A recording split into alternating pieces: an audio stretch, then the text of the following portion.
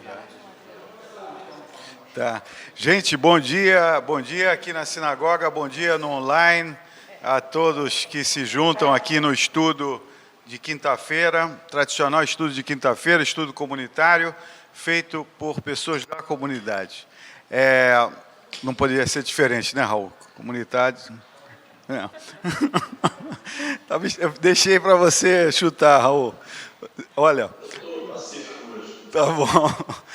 Gente, então hoje a gente tem aqui um debutante, tá? Ariel Assayag, tá? Ele já participou aqui algumas vezes no passado, mas ele veio hoje com um cavalo todo especial, porque quem ia fazer hoje era o Dueck, e o Vitor Dueck. E o Vitor Dueck teve um problema, um compromisso de trabalho, e na última hora, quem vai fazer?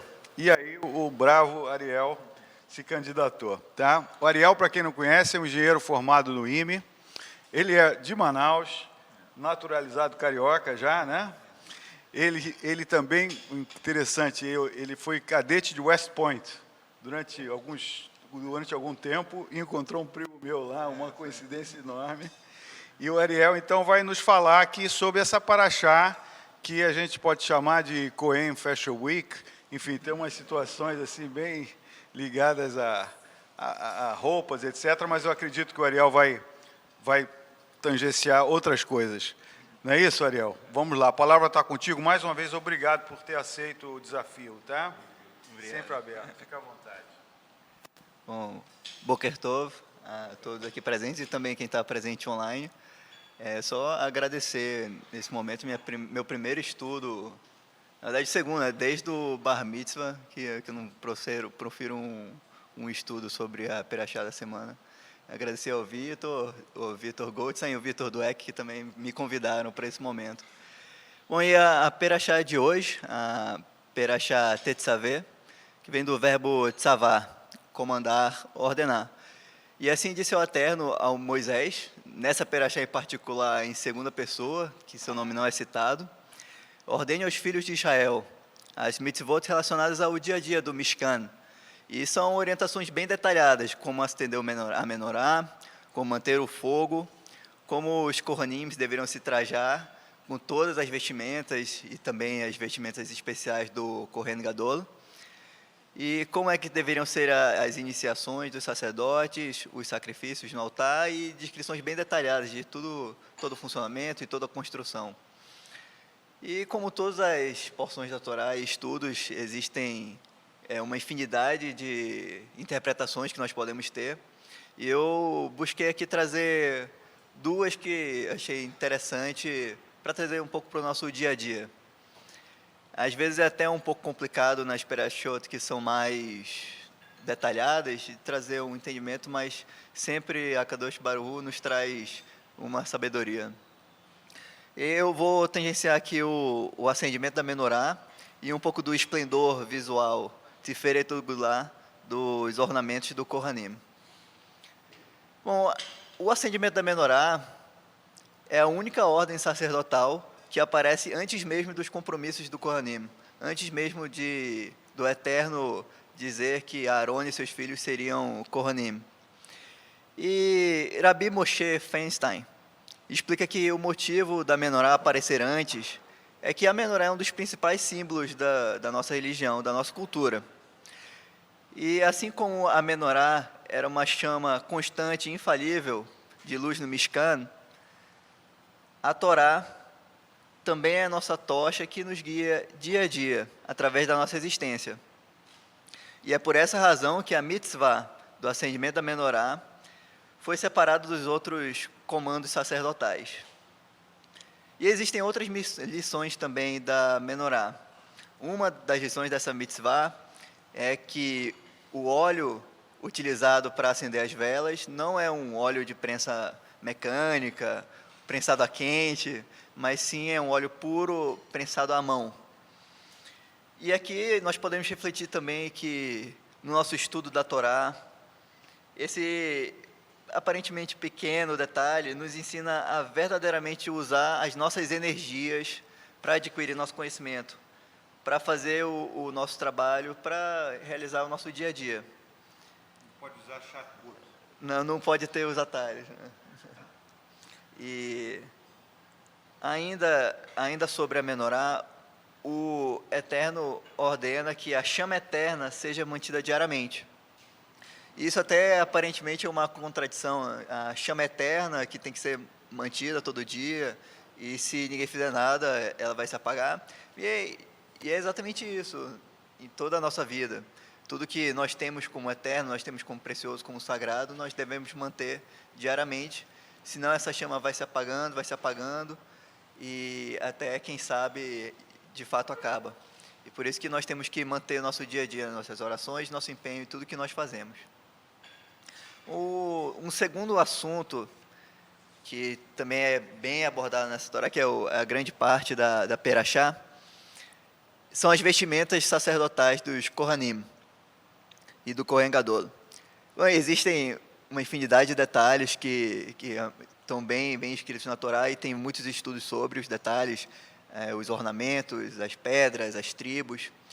Mas eu vim trazer um pouco até uma reflexão mais profunda, até um pouco mais, talvez, contraditória, que toda essa grandeza e esplendor que se refere nas vestimentas são feitas para agradar os olhos, que são bonitas aos olhos, mas são muito atrativas do visual. Isso às vezes parece ir de encontro com o que nós temos fundamental na nossa religião. Inclusive, aqui no nosso judaísmo, nós temos muito peso as palavras. Nós somos o povo do livro. Inclusive, até o nosso Shema, ouve Israel. Nós fechamos os olhos e nós fechamos o mundo visual e nos conectamos ao mundo das palavras, das expressões, da comunicação, do significado. O Mishkan, e posteriormente o Mikdash, as roupas sacerdotais, aparentemente são exceções a isso. São visuais, o ouro, os detalhes, as pedras. Mas a explicação dessa aparente contradição está intrinsecamente ligada à luta, à batalha ou à desconexão, à idolatria. À época, os deuses dos povos que conviviam ao redor, na região, tinham uma representação física no mundo. Existia o trovão, aí se pensava no deus do trovão. Existia o sol, se pensava no deus do sol. Mas o eterno, nosso Deus, é a natureza e além, vai muito além. Quando Moshe escutou as palavras, ele ouviu o que foi dito no arbusto, mas não viu forma. E pensando claramente no povo, é difícil até se acreditar que a Torá seria recebida por um povo comum, do dia a dia, o cotidiano, sem ter nenhuma representação física. E Deus, na sua imensa sabedoria e na sua imensa empatia, trouxe um pouco do visual para o povo judeu. Deus, o Eterno, entendeu que se não houvesse uma conexão também com o visual, uma materialidade na nossa religião, seria difícil manter o povo junto, manter o povo unido. E isso traz muito na nossa cultura, tanto o religioso, como a nossa interação comunitária, como os nossos símbolos, são todos parte de um conjunto que forma a nossa cultura. E o Eterno entendeu que isso era tão importante quanto as palavras, quanto a nossa sabedoria. E esse ensinamento divino nos convida também a refletir no nosso dia a dia a importância da empatia, que é uma fisiologia humana. É a base do nosso comportamento, que permite com que nós estabeleçamos uma sociedade que viva minimamente funcional e em conjunto. Um estabelecimento de um ambiente saudável em casa, no trabalho, no nosso dia a dia e até da nossa conexão com o Hakadosh Baruch Hu depende dessa empatia. E o Eterno, na sua imensa sabedoria, nos deu um exemplo disso. E para o nosso estudo, lembrando que existem muitos outros detalhes na Perashá, de construção da madeira, do altar, do ouro. Mas eu gostaria de enfatizar esses 2 pontos hoje, que são da luz da menorá, que nós devemos cultivar a cada dia o que nós acreditamos, os nossos objetivos, e da empatia que Kadosh Baruch Hu teve conosco, ao demonstrar também que há necessidade dessa conexão com o visual e que nós possamos trazer essa empatia também para o nosso dia a dia. Novamente, obrigado a todos por esse estudo e que nós possamos seguir com a nossa discussão. Muito bom. Muito obrigado, Ariel. Rica, espirituosa, enfim, nos traz muitos pontos interessantíssimos para a discussão, né? A gente sempre fala aqui, se o hábito faz o monge, né? E a gente algumas vezes chega à conclusão que faz. É importantíssimo a gente se preparar para o que vai fazer, né? Você levantou a mão? Não? Tá. Então vamos abrir agora para comentários adicionais e quem quiser. Hoje foi Ner Tamid, né? Uma das coisas que me chama muita atenção nessa paraxá é que nos joga a necessidade da constância, né? Quer dizer, não é um hábito pontual. Você não resolve a questão vindo uma vez aqui no Yom Kippur, uma vez por ano. Não resolve mesmo. É a constância, né? Mais à frente também vai ter a overconstância. Tem uma paraxá mais à frente, Shmini, que eles vão muito além, quer dizer, é um equilíbrio entre o pouco e o muito, né? Mas, sem dúvida, aqui essa paraxá me joga muito a questão da constância que a gente deve ter na prática judaica, né? Enfim, vamos passar aqui para André Stein. Richard Stein. Fico de costas ou de frente agora? Ele Ele vai resolver. Ele vai resolver. Ele vai resolver. Não, primeiro agradecer, bem-vindo. E realmente, o teu estudo, gostei muito da ideia da menorá, da luz, de você manter acesa as coisas que você acha importante na sua vida, porque me chamou a atenção, na minha leitura, o Ner Tamid, né? A luz eterna. Eles chamam, tem luz regular, luz eterna, porque há umas 3 ou 4 semanas atrás, quando eu fiz o estudo, a gente falou das últimas 3 pragas, falamos sobre escuridão e falamos, né, e como a escuridão ela engessaria, né, paralisaria os egípcios naquele momento, etc. e tal, antes da última praga, que seria então a morte dos primogênitos. E eu gosto muito sempre dessa questão da escuridão com a luz, né, do iluminismo, dos pensamentos, da gente ter clareza de pensamentos, da gente poder estar sempre com a possibilidade de enxergar, de ler, de aprender, né, principalmente nesse momento aqui que o povo de Israel recém saiu do Egito e está se preparando, de uma certa maneira, com todas as possibilidades, construindo um Mishkan, preparando as suas roupas, sobe o monte, vai pegar as tábuas da lei, etc. e tal. E é interessante que Ner Tamid, ele pede para que fique aceso da noite até o dia. Durante o dia não precisa, porque do dia a gente tem a luz natural para fazer qualquer atividade. Ainda que fique à noite para poder estudar e durante o dia para poder caminhar no deserto.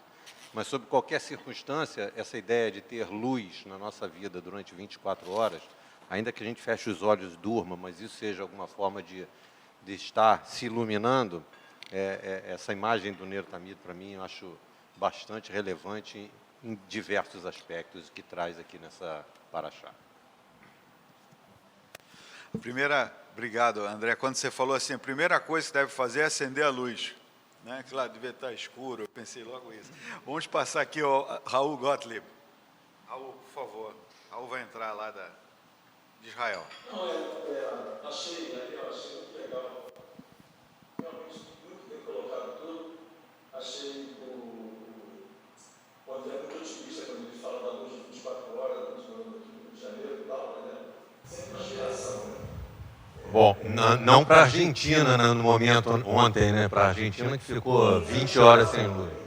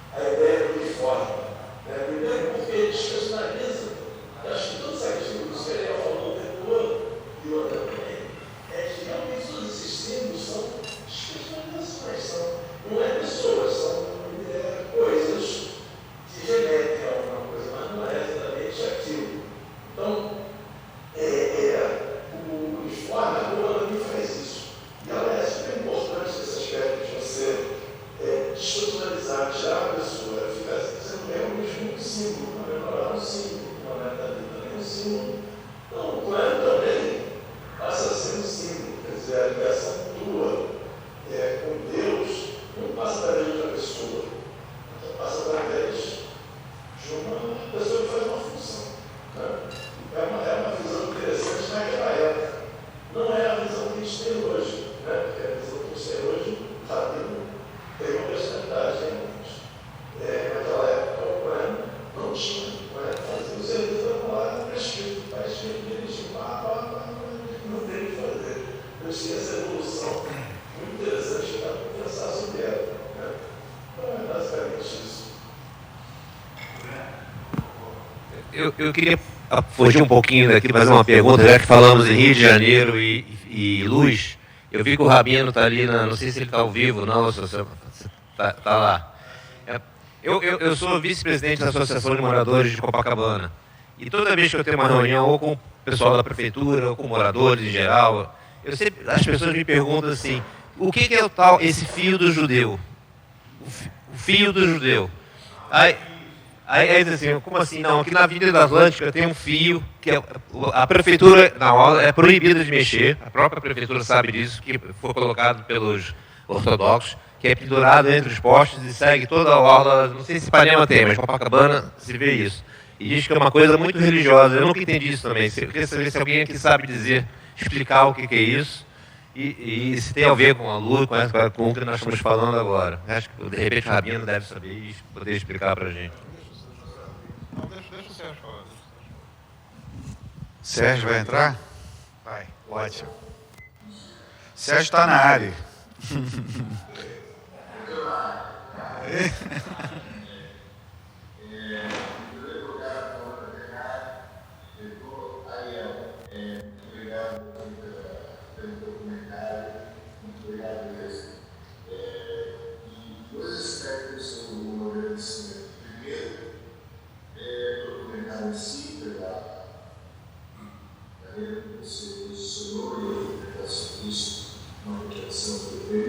E segundo, o perfil para mim, você saiu de Manaus, sei lá, me remete a esse vínculo que a gente tem com a comunidade da Lama e da turma, vínculo muito bastante carinhoso, bastante gostoso e até teve durante a pandemia, né,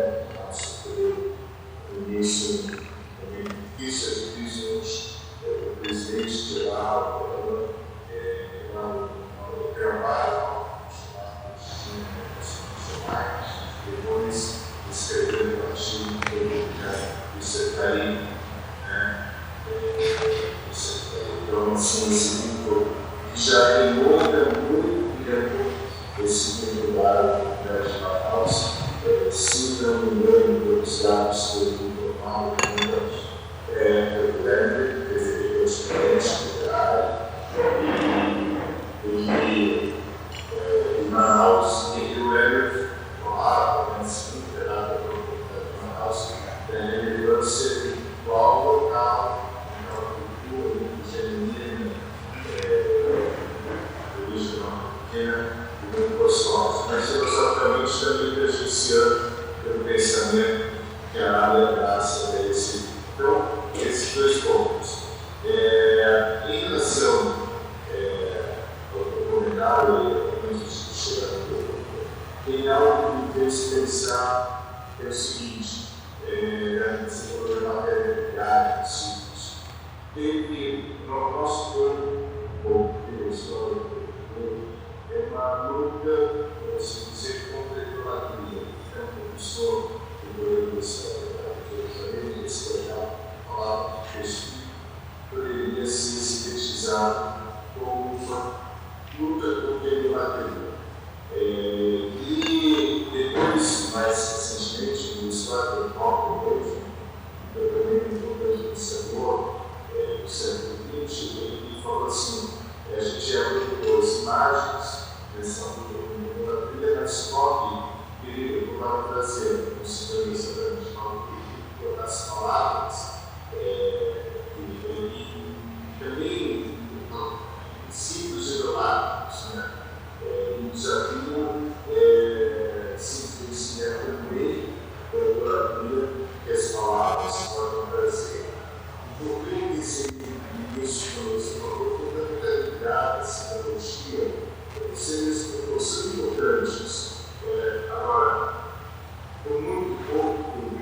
objetivo, qual o limite de não ter dado, para a gente perder essa conexão e ter muito em tornaria ter uma palavra, uma curadoria, a qual a gente produz para ter que estar sobre isso e segue sem uma reflexão mais profunda. Então, sempre ter pensado nisso, outra questão.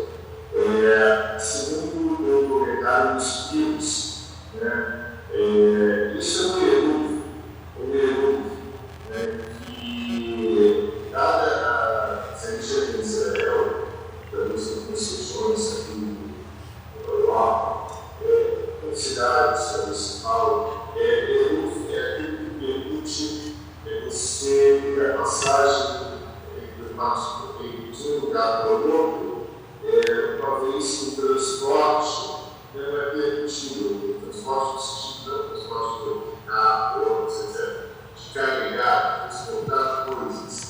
Então, você pode, através desse uso, criar uma extensão de um lugar para o outro, permitindo que o determinado objeto seja carregado. Eu bati nisso, no Judaica da Lahá, que expande as fronteiras simbólicas de um lugar para outro lugar. Eu me lembro que quando estava estudando os amigos, eu tive um summer camp, e ele tinha um erro, o teu trabalho chamado os lados, era ao ar livre, assim, e tinha que levar a Torá para lá.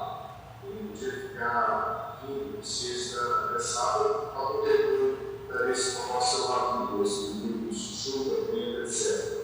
Então tinha que cada sábado de manhã transportar. E era assim, então eles tinham que viver na cidade na cidade de Quinta, para levar a coragem de viajar para o Peru, porque daí assim estaria transmitido o lugar que estava carregando para o outro lugar. E em vários tem contratado para o Peru, que fala de vários tipos de ouro. Tá? Esse é o que você tem em Copacabana e eu, na verdade, nunca tinha visto isso em Copacabana, mas provavelmente nunca tinha visto nunca me envolvo com isso. Respeitando esse simbólico. Então, como eu os nossos sempre, espero conseguir esclarecer. É isso. Obrigado, Sérgio. Esclareceu para mim. Eu quero ver como é que eu vou passar isso para os leigos, e não judeus, para tentar explicar. Começa assim, olha, o Eruv não é eletrificado. Começa assim.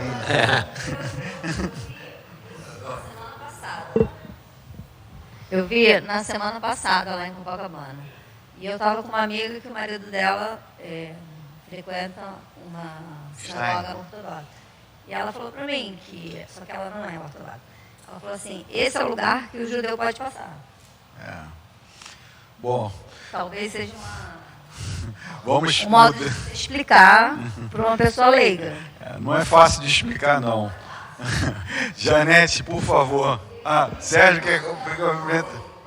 Nosso online, a gente, quando uma pessoa lá no início de começou a fazer o online, a pandemia, etc., eu me lembro, eu sou mais ortodoxa, você não pode online, a gente fez sobre Eruv, que a área online,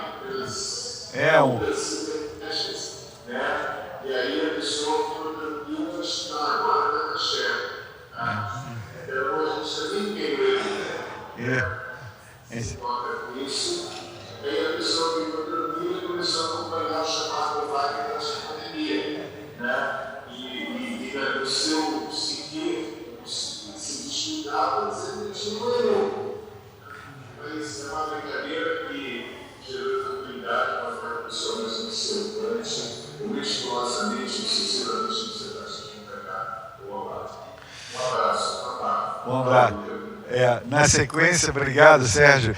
Vamos a Janete Erles. Se não me engano, o Gorodovic quer falar também, não é?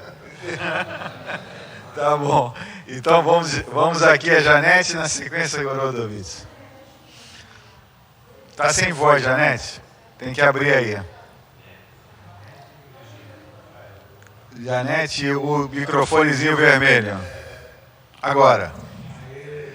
Em relação ao erro, Rabino, me corrige, só para dar uma explicação, talvez mais fácil para os não-judeus entenderem, a gente tem uma limitação dentro de casa que no Shabat a gente pode carregar as coisas.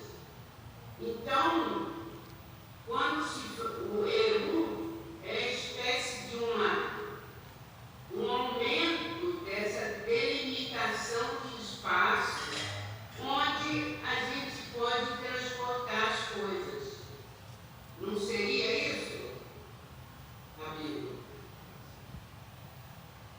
Está confirmando. Para explicar para as pessoas de uma maneira mais simples. Expandir o espaço onde se pode carregar as coisas no Shabat ou nas festas. Acho que isso. seria uma explicação simples e inteligível. Bom, eu acho que uma boa explicação. Fora isso, eu só queria agradecer ao Ariel. Eu fiquei até emocionada, gostei muito do jeito de falar, um pouco diferente na mentalidade que nós, em geral, falamos na área. Me lembrou meus tempos de Belém. Gostei demais. É um jeito carinhoso, né, Janete? A gente percebe. O pessoal do Norte fala de forma carinhosa. Eu acho que o Sérgio comentou isso, mas chama o salto aos olhos. Emocionante. E depois eu também gostei do som que me lembrou quando ele me falava para achar e falou Perachá. Isso. Me remeteu a longos tempos atrás. Gostei demais. Que bom, Ariel. Tem... Bem-vindo, Ariel.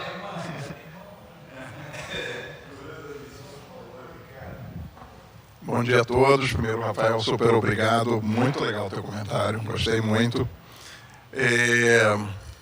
Na verdade, tem 3 assuntos que eu queria falar. Vou falar só de 2 deles. Vou só mencionar o último para que a gente possa refletir a respeito, estudar mais, que é a função de Urim Vetumim, que são os elementos de oráculo que foram inseridos na elaboração das vestes do sacerdote e que são coisas que parecem muito alheias, né, muito alienígenas ao conceito judaico. Então, essa eu vou deixar de lado. Vou fazer 2 perguntas, né, porque eu acho que são importantes aqui, se a gente quer refletir um pouco mais sobre essa paraxá. A primeira pergunta é: a gente sabe que ao longo do tempo, né, as coisas se modificam, o judaísmo sofreu inúmeras etapas de modificações, né? Como eu sempre digo, são evoluções, não necessariamente para melhor, né? Evolução no sentido de mudança. E uma delas, que é a questão da utilização nas sinagogas do Ner Tamid, claramente remete à utilização da menorá no templo, né? E no Mishkan do deserto. Então, a pergunta que eu gostaria de que se refletisse a respeito é: se nós temos um elemento tão bem descrito, né, bastante bem descrito, ainda que exista alguma discussão a respeito do seu formato final, mas ele é bastante bem descrito nesse trecho, na verdade, não só nesse trecho da Torá, Por que a gente, ao utilizar o Ner Tamid nas nossas sinagogas, a gente não replicou o modelo? Por que a gente não utiliza o Ner Tamid no formato que ele foi introduzido no judaísmo? Então, essa é a primeira pergunta. E a segunda pergunta havia, naquele processo do deserto, um líder inconteste, né? Alguém que guiava o povo através do deserto, alguém que era o interlocutor habitual com Deus, que trazia essa mensagem de Deus para o povo, que subia ao Sinai para receber as instruções, não apenas em relação aos 10 mandamentos, né? Mas se diz que toda a Torá foi recebida no Sinai, as instruções do Mishkan foram recebidas no Sinai e assim por diante, né? Que era Moshe. Por que Moshe não era o sacerdote? Por que o sacerdote era Aaron? Então, duas perguntas, em relação às quais certamente haverá muitas respostas possíveis. Eu vou aqui colocar duas possibilidades que não esgotam o tema. Primeiro, em relação à questão do Ner Tamid não ser utilizado nas sinagogas no formato de uma menorá. Existem, ao longo do tempo, exigências diferentes quanto ao formato. E algo que o judaísmo soube conduzir muito bem, a meu ver, pelo menos, foi como adaptar um conceito ou uma ideia, ou mesmo um ensinamento, aos tempos em que se vive. Então, se nós pensarmos, né, como o Raul mencionou, a questão de cada um estar aqui com uma camisa diferente, com uma roupa diferente, eu vou aproveitar algo que hoje me chamou a atenção e vou aproveitar para reforçar o convite para aqueles que acompanham online, que venham nas quintas-feiras presencialmente, estejam aqui com a gente, porque a observação que eu vou fazer só quem está aqui presente pode perceber, né? Nós tínhamos hoje no nosso minyan 2 pessoas de bermuda, não estavam de calça comprida, né?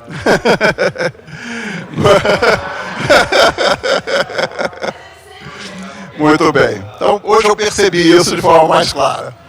Então, a gente, em geral, procura se vestir para vir à sinagoga de uma forma respeitosa, uma forma adequada, né, que não choque os demais, que nos permita nos sentirmos à vontade dentro do ambiente litúrgico. E isso tem um motivo, né, como foi muito bem ressaltado aqui pelas pessoas que falaram antes, pelo Rafael em particular, que é o fato de que o formato transmite conteúdo. Ou seja, né, eu já falei isso aqui antes, né, a forma é conteúdo, ou seja, a mecânica de apresentação, a mecânica de percepção implica no entendimento, né? Então, se a gente quer impressionar, a gente usa coisas que vão impressionar. Se a gente quer passar despercebido, a gente procura usar coisas mais discretas, né?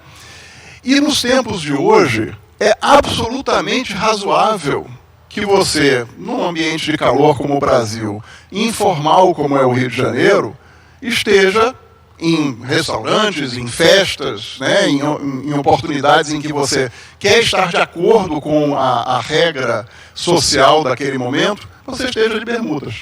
É bastante comum que isso aconteça. Então não é algo absurdo, nem incoerente, né, você estar de bermuda na sinagoga, né? Vai, obviamente, muito de acordo também com o sentimento de cada um, né? Quem se sente à vontade, quem não se sente à vontade, mas não parece nenhum absurdo. Quando a gente pensa numa menorá tão ricamente feita, né?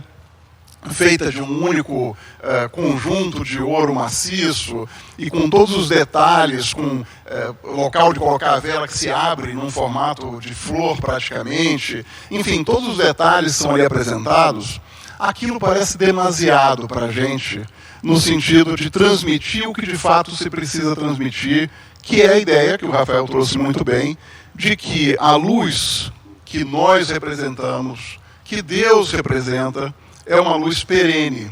Mesmo que a gente não queira, a gente está em ação o tempo todo, né?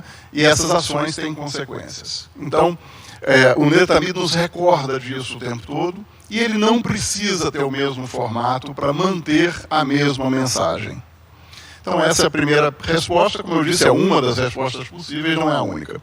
O segundo ponto, né, por que Aaron era o sacerdote e não Moshe?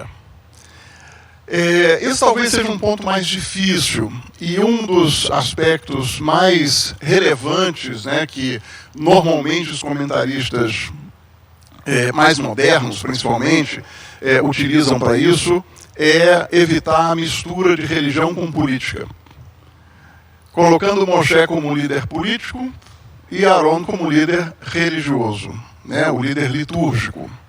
O que eu acho que é uma explicação bastante válida. Eu acho que é algo que a gente percebe claramente o quão nefasta é a mistura desses dois elementos tão importantes nas nossas vidas que não deveriam se misturar jamais. De qualquer forma, eu queria trazer uma ideia diferente. Possivelmente já falei sobre isso aqui também, mas não custa repetir, eu acho que vale a pena. De que nós vimos, né, quando Moshe foi convocado a exercer essa liderança, a dificuldade de fala que ele alega ter. Eu acredito que essa dificuldade de fala não era exatamente no sentido de gagueira, de língua presa ou alguma coisa desse tipo. O que eu acredito é que Moshe percebeu coisas que eram muito difíceis de explicar. Ele não tinha essa capacidade de comunicação. Ele conseguia entender, mas ele não conseguia transmitir. E ele precisava que um interlocutor com o povo fosse alguém que tivesse essa capacidade de comunicação, que pudesse falar a língua do povo, que pudesse ser percebido como alguém do povo. E nesse sentido, Aaron era muito mais qualificado. Né? Ao contrário de Moshe, que havia crescido na corte, Aaron tinha crescido em meio ao povo. Ele tinha participado de tudo que todo o povo havia participado. Ele sabia falar uma linguagem que tinha a ver com esse processo de formação, enquanto Moshe não, falava uma linguagem diferente. Então ele precisava de um interlocutor. E o elemento litúrgico, o elemento religioso, ele exige uma identidade. A gente precisa se identificar com as nossas lideranças religiosas. Faz parte do processo de construção do sentimento religioso, essa identidade. E esse é um dos motivos pelos quais o rabino ele deve ser sempre um igual à sua comunidade. Numa comunidade, por exemplo, onde as pessoas se vestem como a gente se veste de maneira muito informal, o nosso rabino vai se vestir de forma informal também. Né? Uma comunidade onde a maioria da comunidade é de classe média, o rabino vai ser de classe média também. Porque ele precisa conhecer a nossa realidade e a gente precisa se identificar com ele. Claro que existe um elemento adicional que é o conhecimento. Né? Então, à medida que o rabino é uma pessoa que teve oportunidade de estudo mais ampla, que pôde se aprofundar em muitos temas, a gente vai ter também uma admiração, um respeito, mas a identidade é algo fundamental. E é por isso que era necessário que Aaron e não Moshe fosse o líder religioso naquele período. De novo, é só uma resposta entre muitas que podem ser pensadas. Ricardo, eu tinha até anotado aqui, realmente, duas coisas que você falou sobre o Ner Tamid, é um item de reforma. Nitidamente é um item, o primeiro item, não sei se é o primeiro, mas é um item de reforma. Claramente, olha, desde quando começou a reformar? O Ner Tamid, por exemplo, é um exemplo. Sobre essa questão do dress code, o que você falou é o que eu aprendi lá na IBM.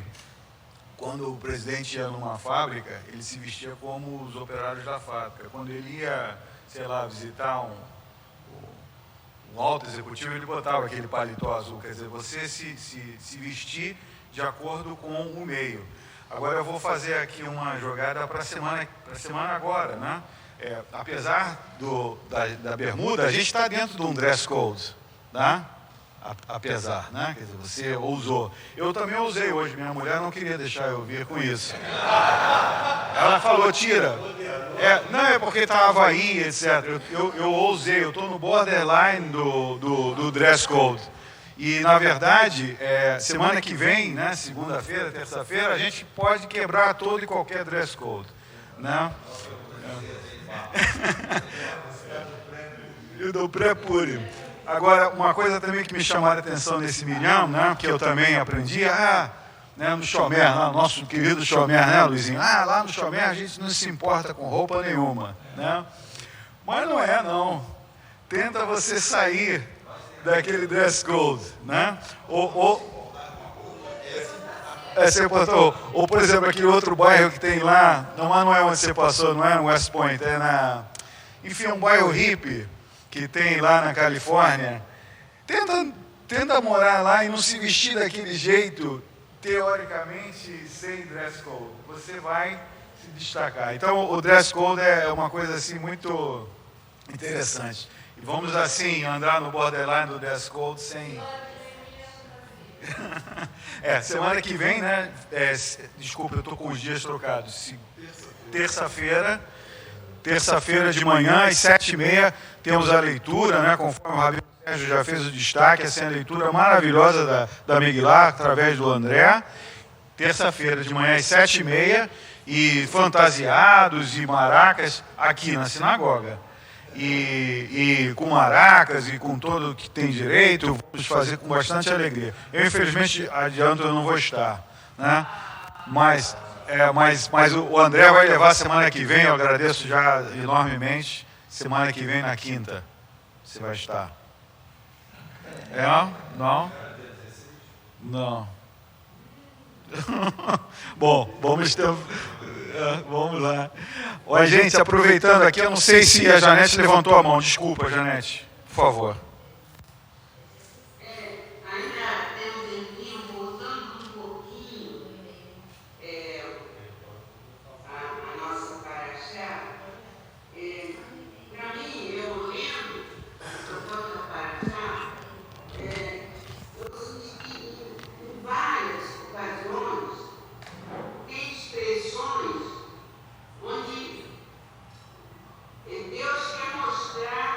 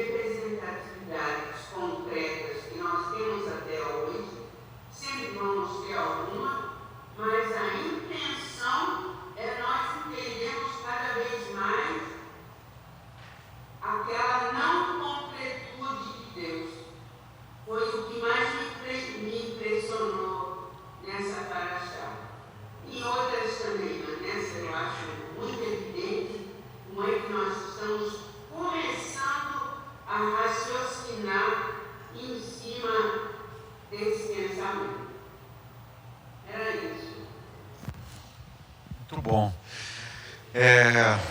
Aqui também, Ricardo, antes de passar a palavra final aqui para o... Quer falar alguma coisa para a Janete? Por enquanto não. Tá? Não, sobre Urim e Tumim, eu também tenho uma anotação aqui, que me parece que nessa paraxá se começa a enterrar essa história de Urim e Tumim, mudar para sacerdotes e juízes, né? Quer dizer, que muita coisa era resolvida na sorte, né? no Urim e Tumim, e os sacerdotes e juízes passa a ser a lógica, né? Não é mais uma lógica de sorte. Apesar que mais à frente, muitas decisões ainda continuam a ser confirmadas, apesar de alguém decidir alguma coisa, ainda vai lá e joga um búzios para confirmar se era aquilo mesmo, né? Até na própria decisão de Josué. Mas enfim, mas realmente o Urim e Tumim é complicado, né? Ao mesmo tempo que está lá, né? A gente no próprio texto vai deixando isso para trás, né? Enfim, Ariel, o que a gente pode te dizer assim, além de muitíssimo obrigado? Quer falar, Fireman? Não? Dá uma palavrinha aqui para todo mundo e a gente encerra, tá? Novamente agradecer a todos, só passando rápido em 2 pontos que foram citados.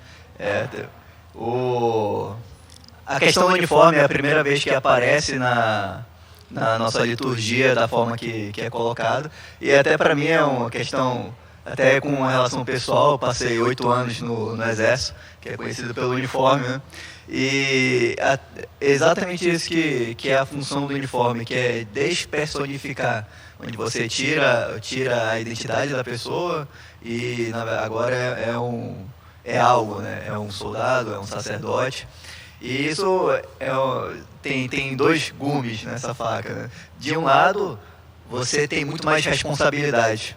Os atos que você realiza não são os atos do Ariel, não são os atos do Vitor, são o ato do Exército, o ato dos judeus, o ato... E a questão, o uniforme não é só a farda, não é só os ornamentos. O uniforme é o que, a nossa cultura que nós estamos inseridos. Nós sempre representamos algo que nós somos. Então é importante que, ao mesmo tempo que a gente pode eximir a nossa responsabilidade de algo, dizendo, eu sou de tal grupo, por isso que eu fiz assim. Da mesma forma, você também tem que ter mais responsabilidade nos seus atos, que a sua conduta reflete no meio que você está. Então, em algum momento que nós façamos algo errado, pode ter certeza que vão associar algum uniforme que a gente está usando e inferir também que aquele uniforme está fazendo algo errado. E um segundo ponto também que foi comentado da separação de idolatria e até que ponto é idolatria, até que ponto é uma representação visual. Não existe fronteira, é sempre uma linha meio acinzentada, existe uma pertinência, para algumas pessoas é algo, para outras é outro, mas acredito que tudo está no nosso coração, até onde nós acreditamos que algo que nós estamos vendo, ou uma oração, por exemplo, emana da Menorá ou emana de Akadosh Baruch Hu. E sempre trazer esse questionamento, sempre saber qual é a causa fundamental do que nós estamos realizando, nós estamos orando e nós vamos saber diferenciar o que é idolatria e o que não é. E, para finalizar, eu gostaria de agradecer novamente.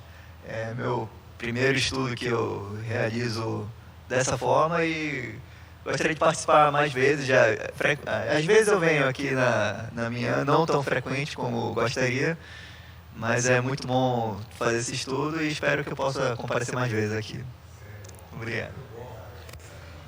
Vamos botar um nome numa cadeira aqui para o Ariel, tá? Vai ficar sempre te esperando, tá? Gente, então, mais uma vez, brigadíssimo. Vamos aqui fazer Birkat Hamazon e lembrando, Shabbat amanhã, Kabbalat Shabbat, e sábado, de novo, vai ter o estudo online e Kabbalat Shabbat das mulheres. E na semana que vem, Purim. Então, prepare suas fantasias, suas maracas, sua alegria e venham aqui para a área festejar. Tem a festa das crianças no domingo e a festa dos não tão crianças e lá aqui na terça-feira de manhã, tá? É isso aí. Tudo de bom.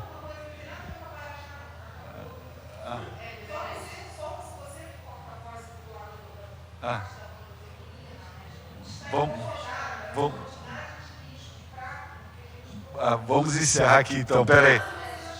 Eu vou encerrar aqui. Gente, tudo de bom. Boa quinta-feira. A gente vai agora tratar aqui de outras coisas.